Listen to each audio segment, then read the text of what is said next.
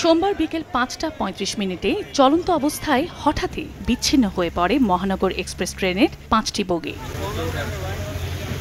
ঢাকাগামী আন্তঃমহানগর express ট্রেনটি বিকেল ৫টা ১৫ ঢাকার উদ্দেশ্যে ব্রাহ্মণবাড়িয়া স্টেশন ছেড়ে যায়। এর কিছুক্ষণ পর আশুগঞ্জ স্টেশনে ঢোকার মুহূর্তে ট্রেনটি মাঝখান থেকে বিচ্ছিন্ন হয়ে পড়ে। এতে পেছনের ৫টি বগি ছাড়াই ট্রেনটি আশুগঞ্জ স্টেশনে প্রবেশ করে, আর বাকি অংশ থেকে যায় আশুগঞ্জ যাত্রাবাড়ি এলাকায়। এতে আপলাইনে ঢাকার সঙ্গে ট্রেন চলাচল বন্ধ হয়ে যায়। ডাউনলাইন দিয়ে ঢাকার সঙ্গে ট্রেন চলাচল করলেও শিডিউল বিপর্যয়ে ভোগান্তিতে পড়েন যাত্রীরা। আমার ভাইয়া রাতে ২টা বাজে ফ্লাইট, বিদেশ যাওয়ার ফ্লাইট, এখনো মহানগর গুদলে আসে নাই।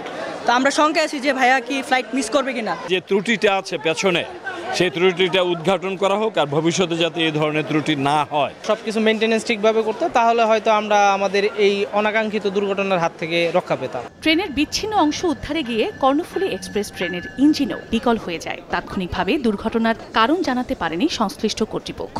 ইঞ্জিন সহ 5 কোচ পার্টিং হয়ে গেছে, মানে আলাদা হয়ে গেছে।